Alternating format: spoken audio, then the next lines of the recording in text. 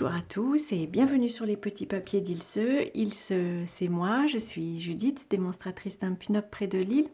Il y a quelques semaines, je vous avais montré la réalisation de cette boîte en vous disant qu'elle pouvait cacher des gourmandises ou bien des petites cartes, des cartes à petit bonheur comme je les appelle.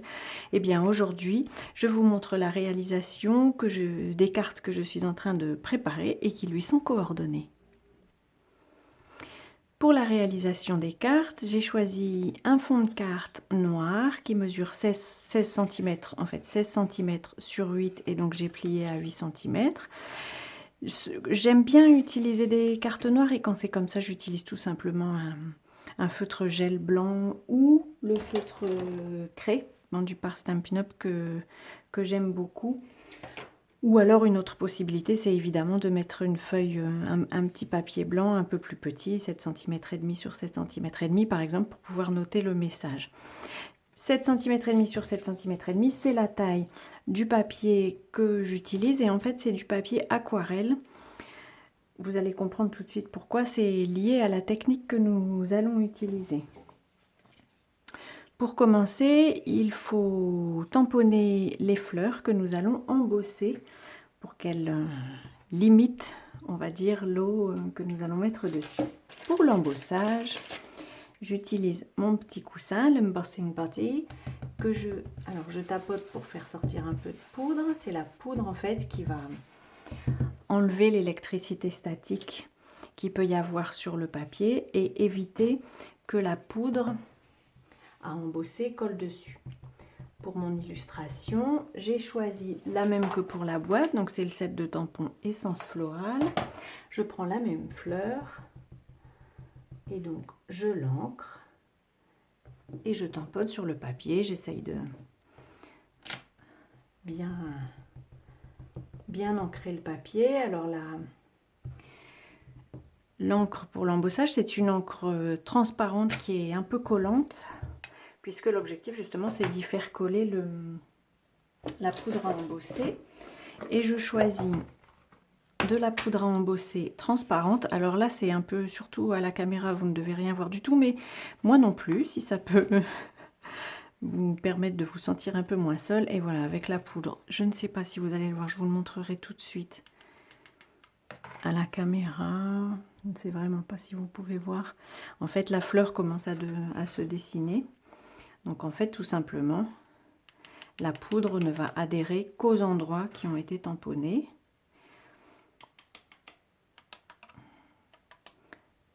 Évidemment, moi je la vois un peu mieux que vous à la caméra, ce qui fait que si jamais ça peut arriver, on a laissé une tache et qu'il y a un peu de poudre qui s'y est mis, il vous suffit de prendre un pinceau propre et puis d'enlever la poudre comme ceci.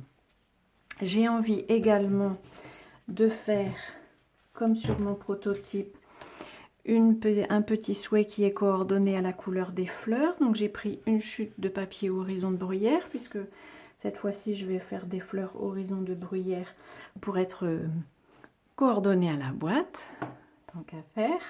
Et je vais tamponner également un souhait avec l'encre Versamark, le même que celui de la boîte, parce que je trouve il correspond à une carte que je peux laisser le matin à ma fille avant de partir travailler.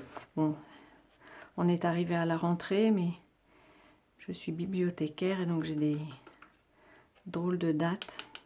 Alors j'avais déjà passé mon coussin auparavant pour éviter que l'électricité statique fasse coller la poudre. Et donc maintenant nous allons faire fondre la poudre. En général, j'aime bien chauffer un peu le papier par en dessous et ensuite faire fondre la poudre. Et donc, vous l'avez peut-être remarqué, je reste fixe à un endroit. Ici, c'est pas du papier vélin, donc tout ira bien. Et j'avance quand la poudre commence à fondre, j'avance un peu dans l'illustration.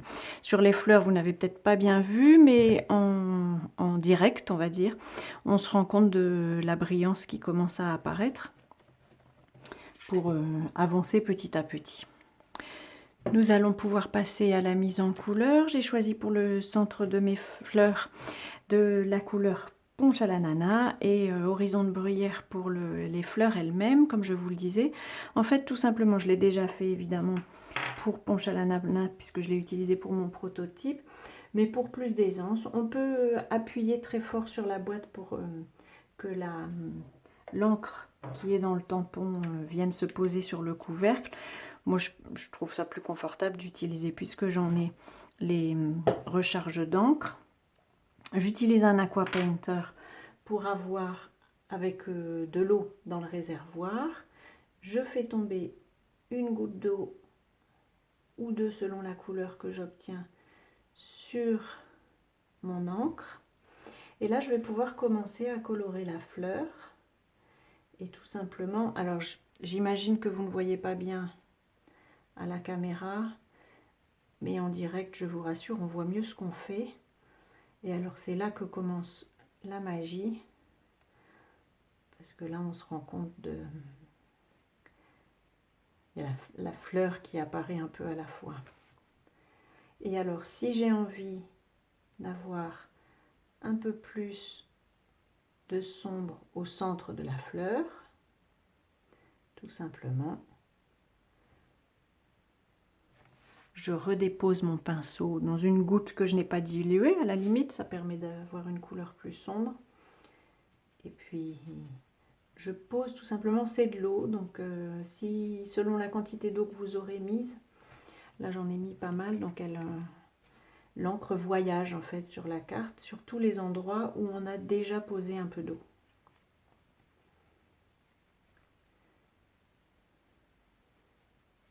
Voilà, je continue la mise en couleur. J'aime beaucoup ça parce que c'est un instant qui révèle l'illustration. L'embossage en général, c'est quelque chose que j'aime bien, que je fais pas forcément très souvent parce que comme j'ai tendance à faire mes petits projets le soir pendant que la famille regarde la télé, le bruit a tendance à les gêner évidemment. Alors voilà, mes fleurs me conviennent comme ceci. Pour essuyer le pinceau, je fais sortir de l'eau du pinceau et voilà, quand il ne fait plus de traces de couleur, c'est qu'il est prêt à être utilisé avec une autre couleur. Et donc là, je vais pouvoir réutiliser le jaune qui m'a déjà servi pour le prototype. Et j'encre le centre de la fleur. Voilà. Et à nouveau, je nettoie. Pendant que notre petite carte sèche tranquillement, je vais pouvoir préparer l'étiquette. En fait, j'ai utilisé la même perforatrice, étiquette mignonne qui m'a servi déjà pour la boîte. Je perfore l'étiquette et puis j'ai, comme sur le prototype, envie de mettre un fond noir. En fait, j'utilise plus ou moins la même technique de décoration pour l'étiquette que pour celle-ci. Alors comme j'avais mis du doré, c'est pour ça que j'ai embossé en doré mon souhait. Mais en dessous, du coup, je vais utiliser une étiquette noire. Et comme la dernière fois, je vais la couper en deux pour pouvoir la coller derrière l'étiquette. Pour la coller, je vais tout simplement mettre un peu de snail. Et je vais positionner ces petites étiquettes. Alors l'embossage est sec, évidemment presque tout de suite on va dire, même s'il faut pas, c'est très chaud donc il faut quand même lui laisser le temps de sécher avant de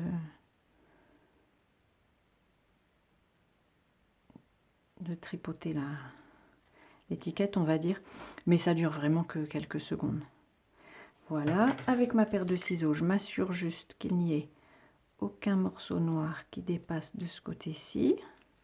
Ici c'est bon, voilà. Je peux coller mon illustration sur le fond de carte. Je vais la coller à la colle liquide. Le papier aquarelle est un papier qui est un peu plus résistant, on va dire. Et comme on l'a humidifié, forcément, il s'est un petit peu déformé. Voilà. Et mon étiquette, comme sur la boîte, je vais la coller avec des Stampin' Dimensionals. Je vais positionner comme ça pour équilibrer un peu l'étiquette. Voilà. Et voilà, notre petite carte est terminée. Je vais pouvoir la placer dans la boîte. Et voilà, je n'ai plus qu'à en faire une petite série pour avoir à nouveau un petit stock de cartes pour laisser un gentil mot à ma fille quand je pars travailler.